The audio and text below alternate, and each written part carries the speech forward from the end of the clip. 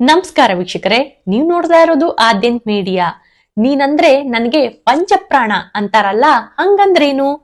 ಹನುಮ ದೇವರಿಗೆ ಮುಖ್ಯ ಪ್ರಾಣ ದೇವರು ಎಂದು ಕರೆಯಲಾಗುತ್ತೆ. ಹನುಮ ದೇವರಿಗೂನು ಪಂಚಪ್ರಾಣಕ್ಕೂ ಏನ್ ಸಂಬಂಧ ಇದೆ ಅದನ್ನ ನಾನ್ ತಿಳಿಸ್ತೀನಿ.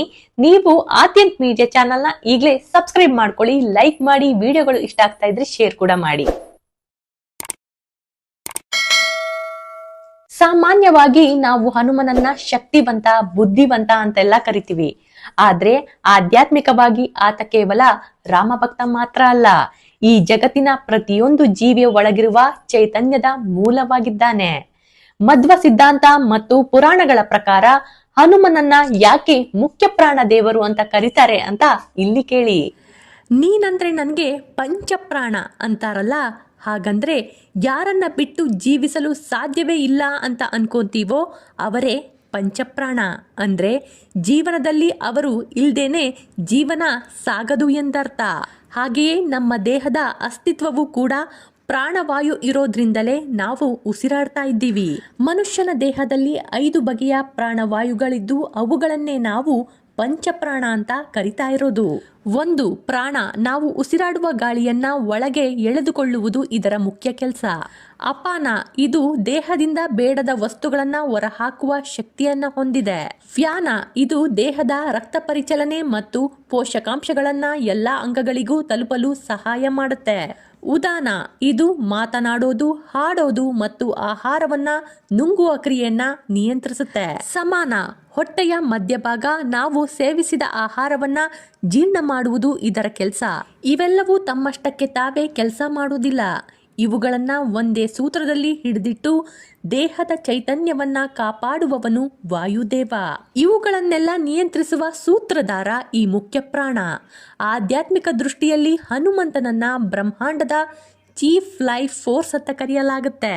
ಮುಖ್ಯ ಪ್ರಾಣ ಅಂದ್ರೇನೆ ಶರೀರವನ್ನ ಚಲಿಸುವಂತೆ ಮಾಡುವ ಮುಖ್ಯ ಉಸಿರು ಅಥವಾ ಜೀವವಾಯು.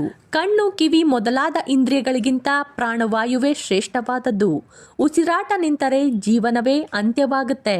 ಈ ಶಕ್ತಿಯನ್ನ ನಿಯಂತ್ರಿಸುವ ಹನುಮಂತನನ್ನ ಮುಖ್ಯ ಪ್ರಾಣ ಎನ್ನಲಾಯಿತು. ಸಕಲ ಜೀವಿಗಳು ಉಸಿರಾಡಲು ಮತ್ತು ಬದುಕಲು ಈತನ ಅನುಗ್ರಹ ಬೇಕೇ ಬೇಕು. ಆದ್ರಿಂದ ಇವನು ಜೀವರಾಶಿಗಳ ಪ್ರಾಣಕ್ಕೆ ಮುಖ್ಯ ಆಧಾರ. ಒಮ್ಮೆ ದೇವತೆಗಳ ನಡುವೆ ಯಾರು ಶ್ರೇಷ್ಠ ಎಂಬ ವಿವಾದ ಉಂಟಾದಾಗ ಪ್ರತಿಯೊಬ್ಬ ದೇವತೆಯು ಮನುಷ್ಯನ ದೇಹದಿಂದ ಹೊರಬಂದ್ರು. ಕಣ್ಣು ಹೋದಾಗ ಕುರುಡರಾದ್ರು, ಕಿವಿ ಹೋದಾಗ ಕಿವುಡರಾದ್ರು, ಆದ್ರೆ ಜೀವ ಉಳಿತು. ಯಾವಾಗ ಮುಖ್ಯ ಪ್ರಾಣ ವಾಯುದೇವ ಹೊರ ಹೋಗಲು ಸಿದ್ಧನಾದ್ನೋ ಆಗ ದೇಹದ ಸಕಲ ಕ್ರಿಯೆಗಳು ನಿಂತು ಹೋದ್ವು. ಆಗ ದೇವತೆಗಳೆಲ್ಲರೂ ವಾಯುದೇವನೇ ಮುಖ್ಯ ಎಂದು ಒಪ್ಪಿಕೊಂಡ್ರು. ಈ ಕಾರಣಕ್ಕಾಗಿ ಹನುಮಂತನಿಗೆ ಮುಖ್ಯ ಪ್ರಾಣ ಎಂದು ಕರೆಯಲಾಯಿತು. ಭಗವಂತನಿಗೆ ಅತ್ಯಂತ ಪ್ರಿಯವಾದ ಮತ್ತು ಜೀವರಾಶಿಗಳಲ್ಲಿ ಅತ್ಯಂತ ಶ್ರೇಷ್ಠವಾದ ತತ್ವ ಯಾವುದು ಅಂತ ಕೇಳಿದ್ರೆ ಅದು ವಾಯುತತ್ವ. ಗಾಳಿ ಇಲ್ಲದೆ ಕ್ಷಣಕಾಲವೂ ಬದುಕಲು ಸಾಧ್ಯನೇ ಇಲ್ಲ. ಸಕಲ ಚರಾಚರ ವಸ್ತುಗಳಲ್ಲಿ ಭಗವಂತನ ಶಕ್ತಿಯನ್ನು ತುಂಬುವ ಮುಖ್ಯವಾದ ಶಕ್ತಿ ಹನುಮಂತನಾದ್ದರಿಂದ ಆತನಿಗೆ ಈ ಹೆಸರು ಬಂದಿದೆ. ವಾಯುವಿನ ಅಂಶದಿಂದ ವಾಯುನಂದನ ಮತ್ತು ಕಪಿವೀರ ಕೇಸರಿಯ ಮಗನಾದ ಕಾರಣ ಕೇಸರಿ ನಂದನ. ವಾನರನಾಗಿ ಆಂಜನೀ ದೇವಿಯ ಗರ್ಭದಲ್ಲಿ ಹುಟ್ಟಿ ಆಂಜನೇಯ ಅನಿಸಿಕೊಂಡ. ಪ್ರತಿಯೊಂದು ಜೀವಿಯ ಅಸ್ತಿತ್ವವು ಪ್ರಾಣವಾಯು ಇರುವುದಿಂದಲೇ ಸಾಧ್ಯ. ಆದ್ದರಿಂದ ಶ್ರೀ ಮುಖ್ಯ ಪ್ರಾಣ ದೇವರಾದ. ವಾಯು ಅಂದ್ರೇನೆ ಜೀವನಾಧಾರದ ಶಕ್ತಿ. ಅನ್ನವಿಲ್ಲದೆ ಇರಬಹುದು, ನೀರಿಲ್ದೆ ದಿವಸಗಳನ್ನ ತಳ್ಳಬಹುದು, ಆದ್ರೆ ಗಾಳಿ ಇಲ್ಲದೆ ಕೆಳಗಳಿಗೇನೂ ಕೂಡ ಬದುಕೋಕೆ ಸಾಧ್ಯನೇ ಇಲ್ಲ. ಪ್ರಾಣವಾಯು ಶಕ್ತಿಯನ್ನು ನಿಯಂತ್ರಿಸುವ ಹನುಮಂತನನ್ನ ಮುಖ್ಯ ಪ್ರಾಣ ಎಂದು ಕರೆಯಲಾಗುತ್ತೆ. ಶ್ರೀ ಮಧ್ವಾಚಾರ್ಯರು ಹನುಮಂತನನ್ನ ವಾಯುದೇವರ ಪ್ರಥಮ ಅವತಾರವೆಂದು, ಆತನೇ ಭಗವಂತನನ್ನ ತಲುಪಲು ಇರುವ ಏಕೈಕ ದಾರಿಯೆಂದು ಸಾರಿದರು. ಹರಿ ಸರ್ವೋತ್ತಮ, ವಾಯು ಜೀವೋತ್ತಮ ಎಂಬ ಮಾತಿನಂತೆ ದೇವತೆಗಳಲ್ಲಿ ಮತ್ತು ಜೀವಿಗಳಲ್ಲಿ ಆತನೇ ಮುಖ್ಯಸ್ಥ.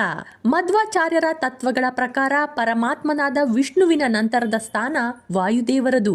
ಈ ಕಾರಣದಿಂದಲೇ ಮಧ್ವ ಪರಂಪರೆಯಲ್ಲಿ ಹನುಮಂತನನ್ನ ಮುಖ್ಯ ಪ್ರಾಣ ದೇವರೆಂದು ವಿಶೇಷವಾಗಿ ಪೂಜಿಸಲಾಗುತ್ತೆ. ಹನುಮಂತನು ಸಾಕ್ಷಾತ್ ವಾಯುದೇವರ ಅವತಾರ. ವೇದಗಳ ಪ್ರಕಾರ ವಾಯುದೇವನು ದೇವತೆಗಳಲ್ಲಿ ಅತ್ಯಂತ ಬಲಿಷ್ಠ ಮತ್ತು ಭಗವಂತನಿಗೆ ಅತ್ಯಂತ ಆಪ್ತ.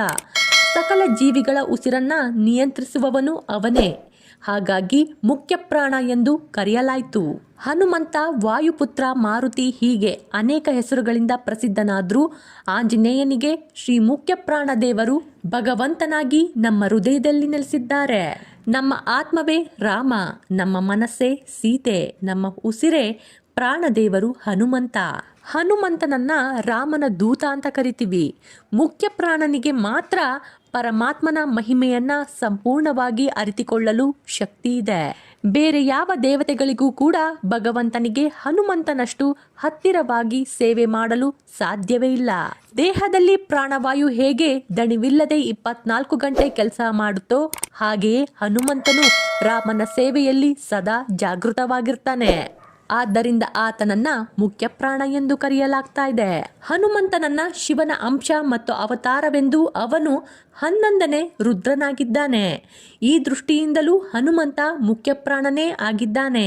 ಯಾಕಂದ್ರೆ ಶರೀರದಲ್ಲಿರುವಂತಹ ಪ್ರಾಣಪಾಯನಾದಿಗಳು ರುದ್ರನ ಸ್ವರೂಪಗಳು.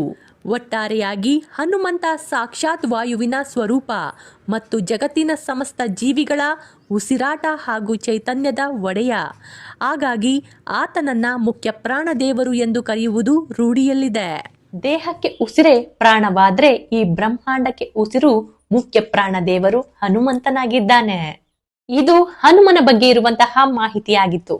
ನನ್ನ ವಿಡಿಯೋಗಳು ನಿಮ್ಗೆ ಇಷ್ಟ ಆಗ್ತಾ ಇದ್ರೆ ಲೈಕ್ ಮಾಡಿ, ಶೇರ್ ಮಾಡಿ, ಸಬ್ಸ್ಕ್ರೈಬ್ ಮಾಡೋದನ್ನ ಮಾತ್ರ ಮರಿಬೇಡಿ. ಧನ್ಯವಾದಗಳು.